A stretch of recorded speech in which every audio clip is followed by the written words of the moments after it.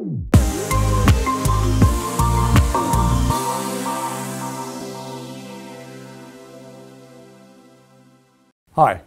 I'm Rob Hornsbow and I'm the Product Manager here at Datapaq in Cambridge.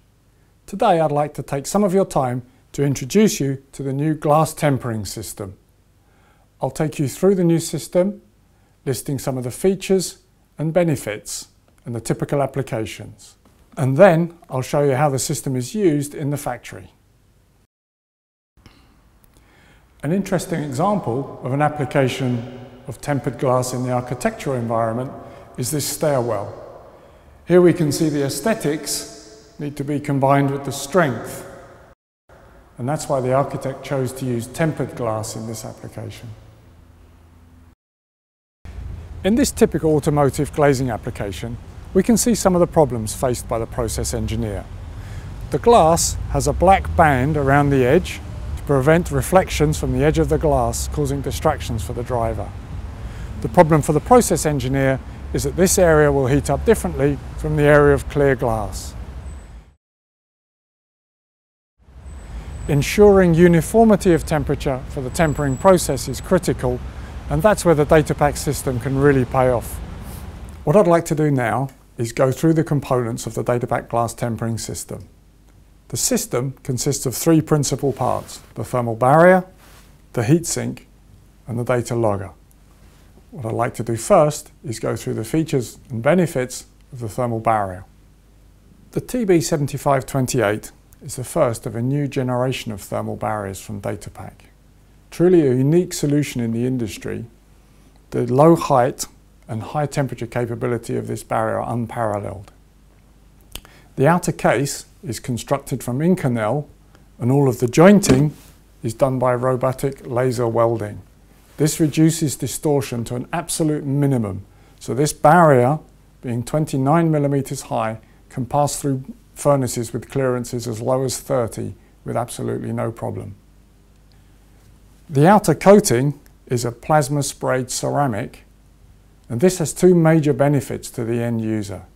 It ensures that even with extended periods of use, the thermal barrier will not oxidize, so the thermal performance will not change with time. In addition, the ceramic coating ensures there's no metal contact with the ceramic rollers within the furnace. This is critical in the glass tempering industry. Any trace of metal left on the rollers could be picked up by product following and cause a problem with product quality.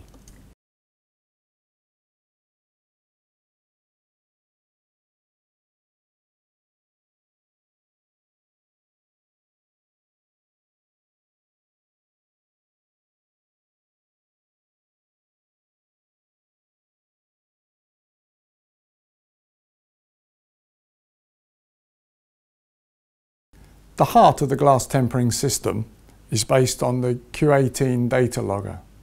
This is in use by thousands of customers worldwide in the solar and electronics assembly industries. The DQ1840 features a solid steel case that provides much higher thermal mass, enabling it to withstand the process conditions. In addition, we've recessed the buttons and the LED indicators to protect them when removed from a hot barrier.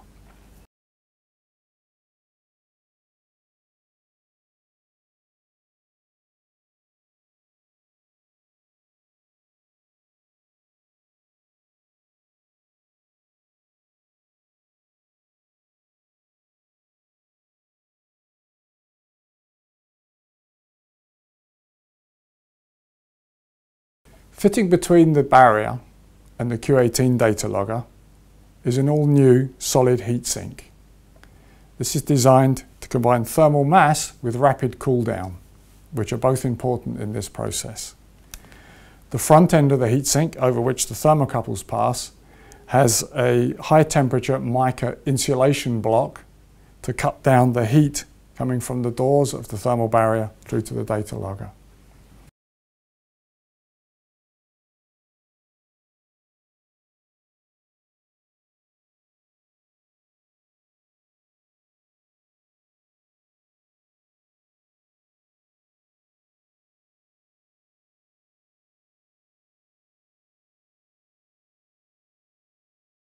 The result of all this design effort is a thermal barrier of only 29mm high that can protect the data logger for up to 10 minutes in a furnace at 700 centigrade. Obviously, with a solution so compact, correct use and deployment of this system is crucial to ensure the best results. So let's look at how the system will be configured for use.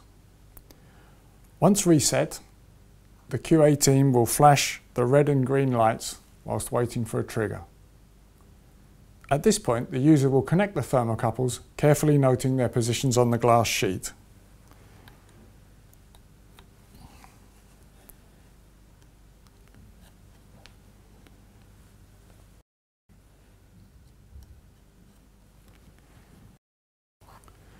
Once all the thermocouples are connected, the user simply starts the data logger by pressing the Start button. The logger will confirm correct operation by changing from a red and green LED to a green flashing LED. Once confirmed, the system should be placed into the heat sink and slid into the thermal barrier. Care should be taken to route the thermocouples through the slots in the heatsink and in parallel across the insulation block. Once this is done, the top of the heatsink can be placed over the data logger and the system is ready to be slid inside the thermal barrier. When sliding the heatsink into the thermal barrier, first ensure that the doors are fully open.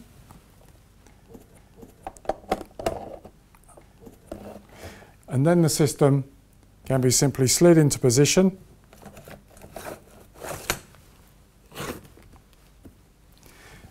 Then the doors need to be carefully closed, ensuring that the thermocouples are not trapped in the process.